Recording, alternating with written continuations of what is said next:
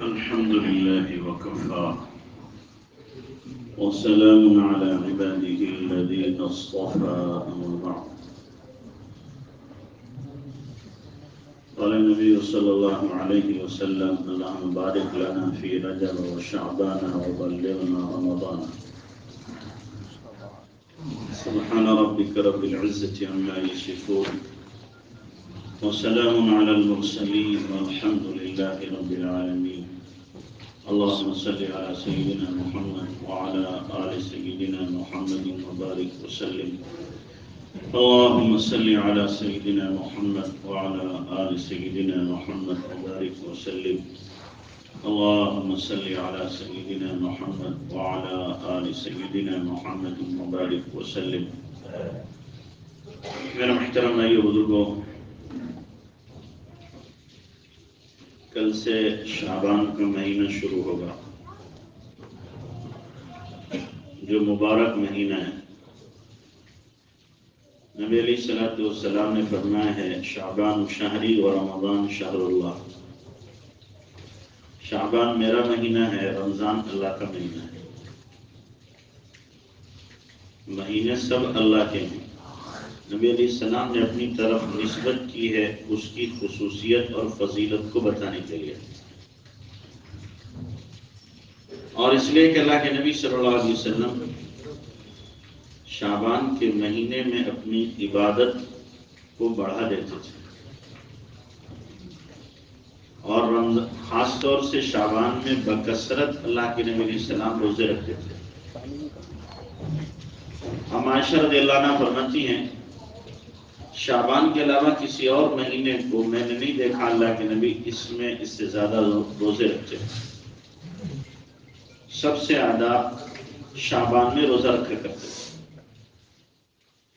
یہاں تک کہ کبھی کبھی پورا شعبان روزے ہیں، پورا مہینہ۔ پورا مہینہ روزہ کیوں رکھا جا رہا ہے؟ آپ کہہ سکتے ہیں ایک طرح کی ریہرسل۔ رمضان آنے والا ہے تو رمضان کی تیاری کے لیے شعبان میں روزے۔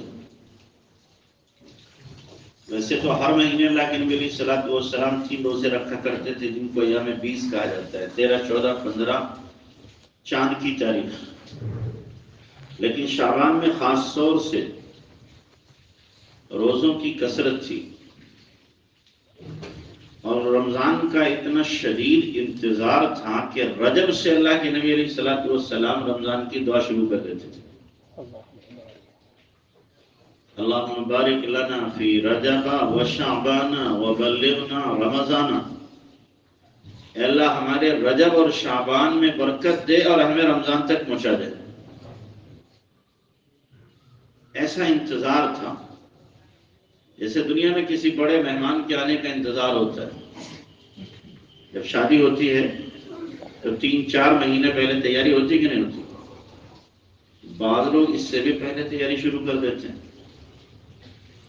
3-4 مہینے تو عام طور سے پہلے تیاری شروع ہو جاتی ہے، آج یہ خریدنا، کل وہ خریدنا، پرسوں فلاں چیز لانا، دلی سے فلاں چیز لانا ہے، بریلی سے لکڑی کا سامان لانا ہے، فلاں جگہ سے فلاں سامان لانا ہے۔ تیاریاں ہو رہی ہیں، کیوں؟ اس لیے کہ شادی ہونا ہے، بڑا مہمان آ رہا ہے، دلہن آ رہی ہے، دولہا آ رہا ہے۔ تو دنیا میں جس طریقے سے مہمان کے آنے سے پہلے اس کی تیاریاں مکمل کی جاتی ہیں، اللہ کے نبی صلی اللہ علیہ وسلم بھی امت کو سمجھانا چاہ رہے ہیں کہ دیکھو رمضان کا مہینہ آ رہا ہے، جو بڑا مبارک مہینہ ہے، اس کے آنے سے پہلے تمہیں تیاریاں مکمل کر لینی ہے۔ جس طریقے سے پہلے ہوائیں چلتی ہیں، پھر بادل ہوتے ہیں، پھر بارش ہوتی ہے۔ رجب کے مہینے میں رحمت کی ہوائیں چلتی ہیں، شعبان کے مہینے میں رحمت کے بادل گھٹا ٹوپ چھا جاتے ہیں، رمضان کا مہینہ آتا ہے، رحمت کی دھواں دھار بارش ہوتی ہے۔ تو اس لیے رمضان کی رحمتوں سے مکمل طور پر لطف اندوز ہونے کے لیے تیاری شروع کر دینا، رجب سے ہی شروع کر دینا چاہیے۔ اب رجب تو گزر گیا، آج آخری دن ہے، رات سے شعبان شروع ہے، تو اس لیے ہمیں شعبان بہرحال غفلت میں نہیں گزارنا۔ شعبان میں رمضان کی تیاری کرنا. رمضان کی تیاری کا مطلب آپ یہ نہ سمجھیں کہ رمضان کی تیاری کرنا ہے لہذا رمضان میں جتنا سامان کھایا جاتا ہے لہذا لا کے رکھ لو. اچھی اچھی چیزیں کیا کر لو رمضان کے لیے جمع کر لو لا کے. ہمیں رمضان کی تیاری ہو رہی ہے تو یہ رمضان کی تیاری نہیں, اس کو رمضان کی تیاری نہیں کہتے, یہ اپنے پیٹ کی تیاری ہے. رمضان کی تیاری کرنا ہے اعمال سے, کہ اپنے دل کو اتنا نورانی بنا لینا ہے کہ رمضان میں جو اللہ کی رحمت کی دھواں بارش ہوتی ہمارا دل اس قابل ہو جائے اس رحمت کو وہ اپنے اندر لے لے. ہمارا ظرف ایسا بنے کہ وہ ظرف اس رحمت کو قبول کر سکے. اب بارش تو بڑی دھواں ہو رہی ہے لیکن بالٹی الٹی رکھی ہوئی ہے, بولو ایک قطرہ بھی جائے گا اس میں؟ ایک قطرہ بھی نہیں جائے گا. کیوں؟ بالٹی الٹی ہے, گھڑا الٹا ہے, برتن الٹا ہے, جا ہی نہیں رہا اس میں قطرہ, بارش ہو رہی. تو یہاں پر اب یہ کس کی طرف سے کمی ہے؟ بارش کی طرف سے ہے یا اس احمق بیوقوف کی طرف سے ہے جس نے برتن الٹا رکھا ہے؟ اس نے برتن الٹا رکھا ہے. ایسے ہی اللہ تعالیٰ کا معاملہ ہے کہ اللہ تعالیٰ کی طرف سے رحمت کی برسات ہوتی ہے. اب جس کا دل ہی الٹا ہو جائے, اب وہ دل قبول کرنے کی صلاحیت ہی نہیں رکھتا ہے کہ رحمت کو قبول کرے. دل کو اتنا کالا کر لیا, اتنا سخت کر لیا کہ پتھر بھی اس کے سامنے جھک مار جائے. یہ میں نہیں کہہ رہا, قرآن کہہ رہا اللہ کا, کہ ان کے دل سخت ہوئے اور اتنے سخت ہو گئے او اشد قسوہ, پتھر سے زیادہ سخت. پہلے پارے میں تو جب دل سخت ہو جاتا ہے نہ حق بات دل میں اترتی ہے نہ پھر رحمت اترتی ہے. آپ دیکھو مکہ کے اندر قرآن اتر رہا ہے, جو سراپا کیا ہے؟ رحمت ہے کہ نہیں؟ قرآن سراپا رحمت ہے, سراپا رحمت ہے, رحمتوں کی بارش ہے, اتر رہا ہے.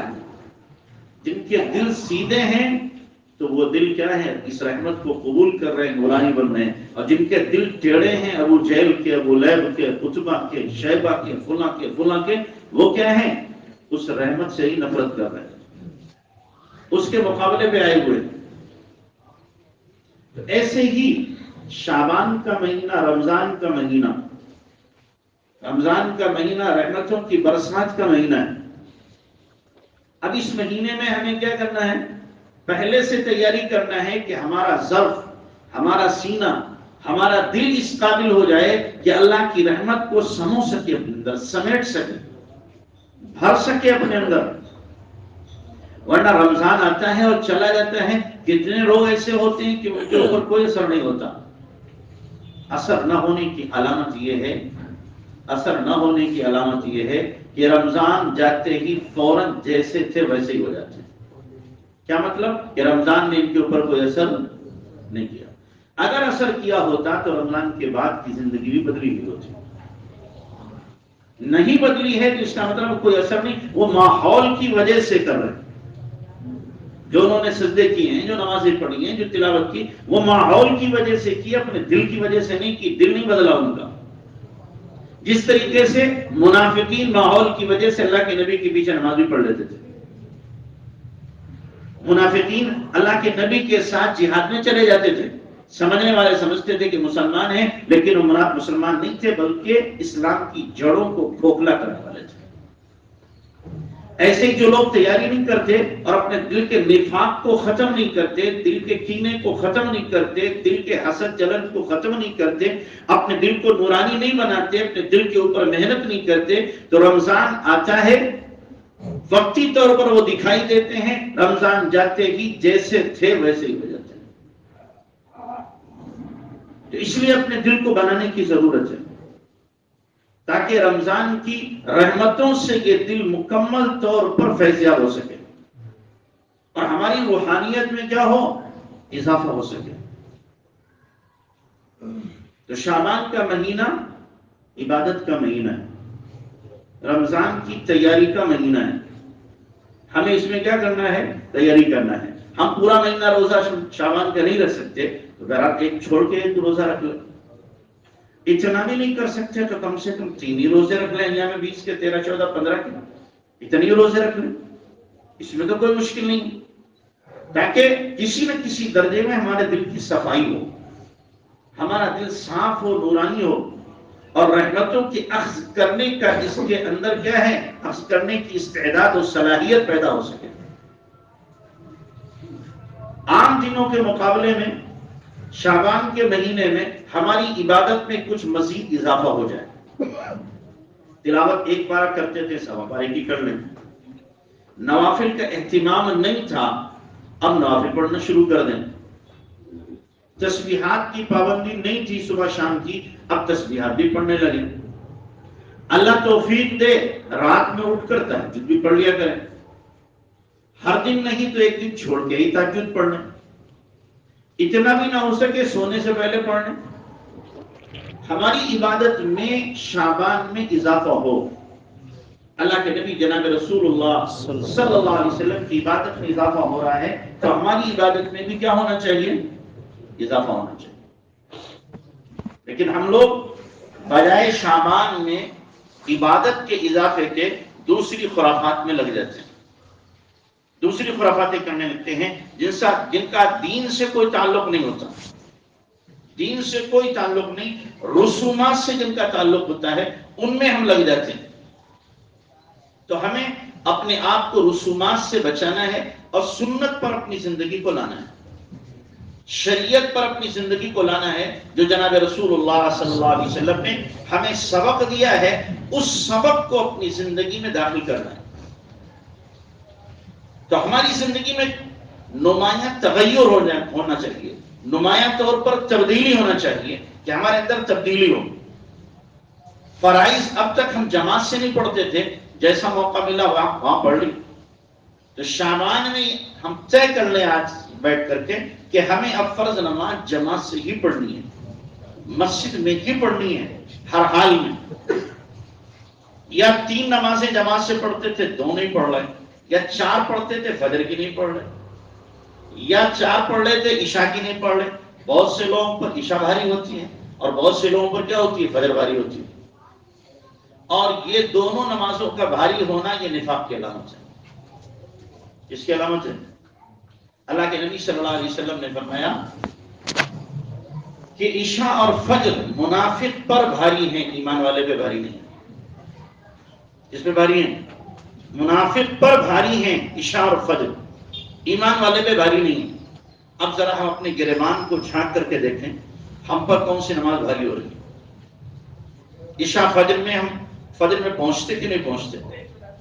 کہ نفاق کا دھبا تو میرے دل کے اوپر نہیں لگا ہوا ہے؟ اللہ کے نبی صلی اللہ علیہ وسلم نے فرمایا اگر معلوم ہو جاتا کہ عشاء کی نماز میں اللہ تعالیٰ کیا دیتا ہے، فرمایا وہ گھٹنوں کے بل چل کر کے آتے، ولو حبون کے الفاظ آتے ہیں، گھٹنوں کے بل چل کر کے آتے. کتنے لوگ ہیں جو غفلت کا شکار ہیں. فجر میں 3 صفوں سے زیادہ بڑھتی نہیں، 3 صفوں سے زیادہ نہیں ہوتی. کچھ تو اپنی زندگی کے اندر تبدیلی لانے کی ضرورت ہے، کچھ فکر کرنے کی ضرورت ہے. اللہ کے نبی صلی اللہ علیہ وسلم صاف فرما رہے ہوں کہ منافق پر عشاء اور فجر بھاری ہے، اور ہم جانتے بوجھتے بھی پھر بھی خود پابندی نہیں کرتے اور پڑے سوتے رہتے ہیں اور گھر والوں کو سلاتے رہتے ہیں. تو گویا کہ ہم اپنے گھر کے اندر نفاق کو رواج دے رہے ہیں. میں نے بارہا کہا، آج پھر کہتا ہوں، وہ آدمی نمازی نہیں ہے جو خود فجر میں آ جائے گھر والے سوتے رہے، وہ نمازی نہیں ہے. وہ باپ ظالم باپ ہے جو خود فجر کی جماعت سے پڑھ رہا ہو، گھر میں اس کے سارے لوگ بے نمازی ہوں، فجر میں سو رہے ہوں، وہ ظالم باپ ہے. اس کو نہیں کہا جا سکتا ہے نمازی ہے. اس کو اپنی سنت کی تو پرواہ ہے کہ میری سنت جماعت سے نماز پڑھنا سنت موقدہ ہے. بعض علماء نے واجب کہا ہے، اپنی سنت کی پرواہ تو ہے لیکن گھر والوں کا فرض چھوٹ رہا اس کی پرواہ نہیں ہے.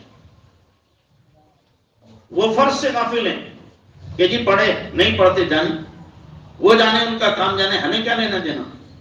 نہیں، جو نماز نہیں پڑھنا گھر میں اس کو گھر سے نکال کے باہر کر دو،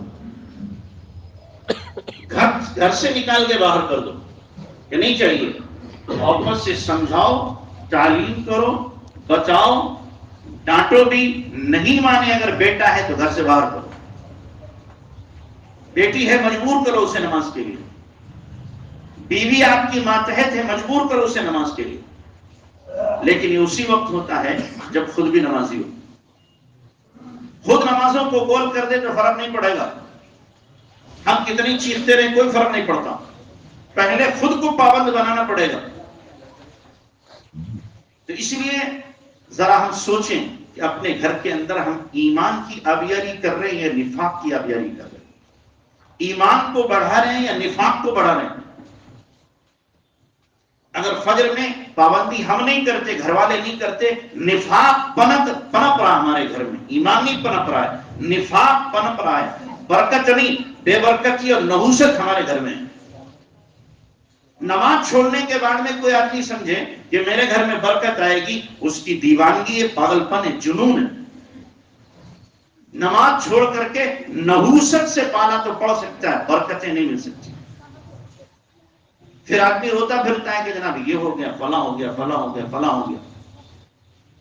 ہم نے خود اپنی گھر میں نحوستوں کو جنم دیا ہے، اپنے گھر کے اندر نحوستوں کو وجود دیا ہے. اس لیے ہمیں چاہیے کہ ہم کیا کریں، ان غفلتوں سے نکلیں. نمازوں کا اہتمام خاص طور سے شعبان کا مہینہ اللہ نے دیا. پچھلے سال کتنے لوگ ہوں گے جو شعبان میں تھے، رمضان میں تھے، اب نہیں ہیں، قبروں میں آرام کر رہے ہیں. اور آئندہ سال نامعلوم ہم میں آپ میں سے کتنے لوگ نہیں رہیں گے، چلے جائیں گے. ہم اپنے ہاتھوں سے خود دفناتے ہیں لیکن پھر بھی ہماری آنکھوں کی غفلت کا پردہ چاک نہیں ہوتا. ہم اپنی ڈگر سے جس ڈگر پر چل رہے ہیں اس ڈگر کو بدلتے نہیں ہیں. جو ہماری فکر اور سوچ ہے اس فکر اور سوچ پر کوئی فرق نہیں پڑتا، جوں کے توں رہتے ہیں. بے حسی کا یہ عالم ہے، بے حسی کا یہ عالم ہے کہ ہم قبرستان میں بھی جا کر کے کھلکھلا کے ہنستے ہیں. یہ بے حسی ہے، غفلت کی انتہا ہے، انتہا. اس لیے اس بے حسی سے اپنے آپ کو نکالیں، غفلت سے نکالیں. یہ جو مبارک مہینہ، جس مہینے کو اللہ کے نبی صلی اللہ علیہ وسلم نے فرمایا میرا مہینہ ہے، آپ فرما رہے ہیں میرا مہینہ ہے، اس مہینے کو وصول کرنے کی ضرورت ہے کہ ہم اس مہینے کو وصول کریں، کثرت سے عبادت کریں. دوسروں کو بھی عبادت پر لانے کی ہم کیا کریں، کوشش کریں کہ دوسرے لوگ بھی عبادت پر آئیں.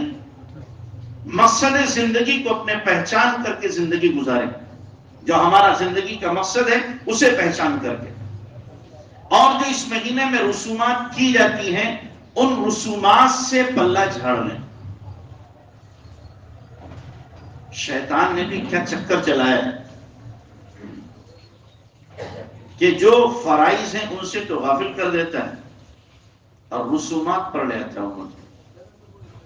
فرائض سے غافل کر دیا، حلوے مانڈے پہ لگا دیا، اس نے